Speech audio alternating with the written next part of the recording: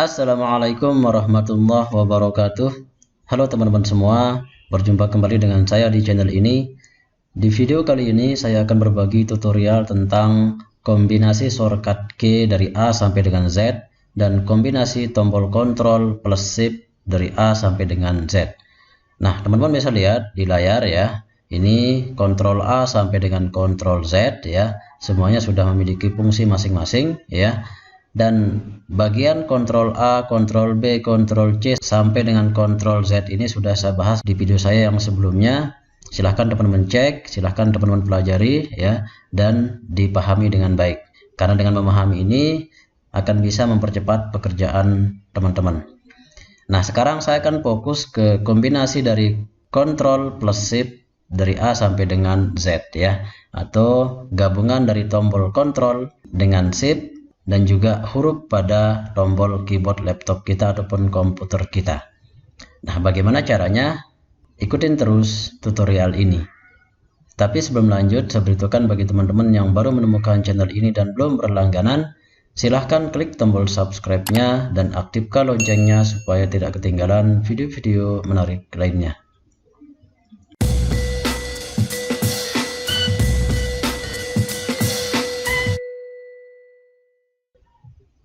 Baik, kita mulai teman-teman. Nah, sekarang saya sudah masuk di lembar kerja baru ya. Sekarang kita akan coba praktikkan fungsi dari kontrol plus shift dan juga huruf A sampai dengan Z. Oke, sekarang kita buat data dulu. Oke, datanya sudah jadi. Saya bagi layarnya menjadi 2. Oke. Nah, yang pertama di sini adalah kontrol plus shift plus C. Nah, ini fungsinya adalah untuk kita mengcopy format dari data yang sudah ada. Nah, sebagai contoh di sini saya akan tampilkan seperti ini. Misal saya sudah edit ya, tulisannya bold, warnanya hijau, dan tulisannya saya ganti menjadi yang ini ya. Nah, sekarang saya akan copy data yang ada ini, tetapi bukan teksnya, tetapi formatnya yang saya copy. Nanti saya pastikan di sini ya. Saya tandai datanya seperti ini. Kemudian saya tekan di keyboard itu Ctrl Shift plus C. Nah, secara umum format datanya sudah saya copy. Nah, sekarang saya akan jadikan data yang di bawah ini sama dengan data yang di atas. Nah, di sini yang berfungsi adalah Ctrl Shift plus V. Saya tekan Ctrl Shift V. Nah, jadi datanya sudah berubah ya. Seandainya nanti di sini saya rubah lagi ya, misal dengan format tulisannya di sini Arial Black misal ya, dengan warnanya merah, tampilannya seperti ini ya. Ini juga saya rubah. Nah, seperti ini. Sekarang saya copy ya format data ini dengan cara menekan Ctrl Shift C. Nah, saya akan tampilkan di atas di sini ya, saya tandai datanya. Saya tekan Ctrl Shift V ya. Jadi untuk mempaste format data sudah kita copy tadi. Kita masuk ke tombol kedua, yaitu kombinasi dari Ctrl Shift plus D. Ini fungsinya adalah untuk membuat garis bawah secara double ya. Kita tandai datanya seperti ini, tekan Ctrl Shift D, maka teks yang kita tandai tadi langsung diberikan garis bawah secara double. Nah, seandainya saya tandai semuanya seperti ini, kemudian saya tekan Ctrl Shift D, maka semuanya akan diberikan garis bawah secara double seperti ini. Nah, untuk menghilangkannya tekan lagi Ctrl Shift plus D. Jadi langkahnya seperti ini. Kalau kita tandai datanya seperti ini, kemudian kita klik yang lambang U ini, jadi tampilannya seperti ini. Atau kita menekan Ctrl U, akan hilang, Ctrl U lagi, maka akan dibuatkan garis bawah, tetapi hanya satu garis bawahnya. Kalau menekan Ctrl Shift D, garis bawahnya double. Kita masuk ke tombol berikutnya, yaitu kombinasi dari tombol Ctrl plus Shift plus F. Ini fungsinya adalah untuk kita mengganti tulisan atau font ya. Kita tandai datanya seperti ini, kemudian tekan di keyboard Ctrl Shift F. Nah, akan tampil seperti ini. Langsung tulisan pada font ini aktif secara otomatis. Tinggal kita ganti dan langsung kita ketikkan tulisan yang kita inginkan. Misal Arial ya, seperti ini. saya enter. Nah, otomatis tulisannya atau fontnya sudah berubah. Kita masuk ke tombol berikutnya, yaitu Ctrl Shift plus H. Ini fungsinya untuk kita menyembunyikan teks atau format dari teks ya. Misal di sini saya hapus ya, tulisan seperti ini, saya hapus ya. Saya tekan di keyboard itu Ctrl Shift plus H. Nah, teksnya akan disembunyikan atau di hidden. Nah, bagaimana memunculkannya? Cukup ditandai seperti ini ya. Kemudian tekan di keyboard Ctrl D, akan tampil seperti ini. Setelah itu ini dihilangkan. Klik OK. Nah, tulisannya akan tampil kembali.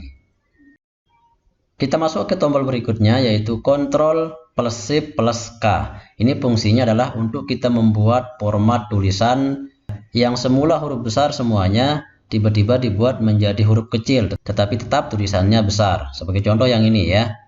Saya tandai seperti ini. Kemudian saya tekan di keyboard itu Ctrl Shift K. Saya besarkan biar jelas ya. Nah, seperti ini. Saya tekan Ctrl Shift K, tampilannya seperti ini. Saya tekan Ctrl Shift K, akan tampilannya seperti ini. Ya. Misal huruf depannya aja yang besar seperti ini. Jadi akan tampil seperti ini. Jadi kata berikutnya tetap huruf besar, tetapi dibuat lebih kecil. Depannya aja yang besar ya. Ini juga sama, ini juga sama. Ya, beda dengan yang ini ya. Nah, kalau ini kan semuanya besar, sedangkan kalau yang ini depannya aja yang besar dan kata berikutnya besar juga tetapi dibuat lebih kecil.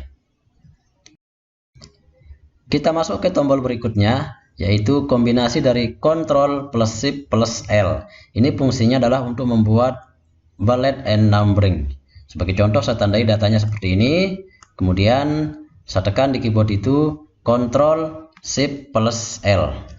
Nah, otomatis akan dibuat menjadi tampilan bullet and numbering yang ini ya. Tetapi secara defaultnya atau normalnya menggunakan titik seperti ini.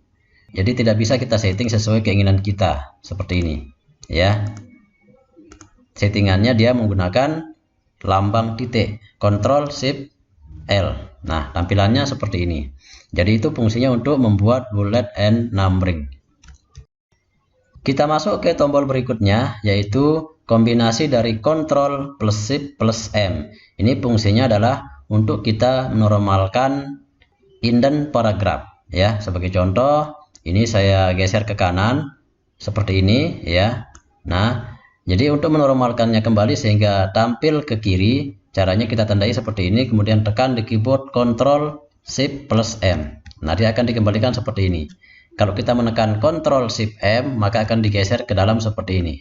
Dengan catatan, tetap teksnya harus ditandai atau diblok seperti ini. Kita kembalikan, tekan Ctrl Shift plus M. Itu ya, teman-teman.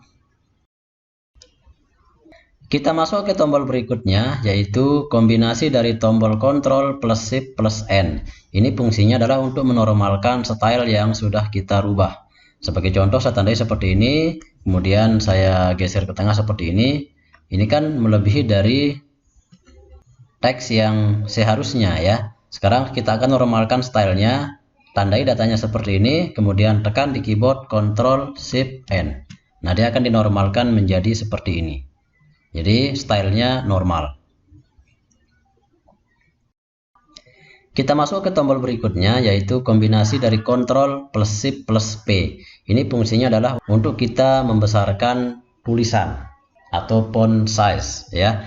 Kita tandai seperti ini, kemudian tekan di keyboard itu Ctrl Shift P.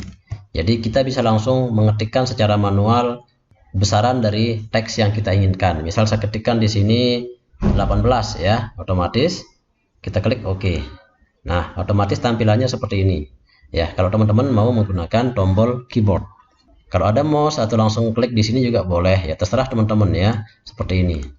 Atau langsung ketik seperti ini menjadi 27. Enter, tampilannya seperti ini.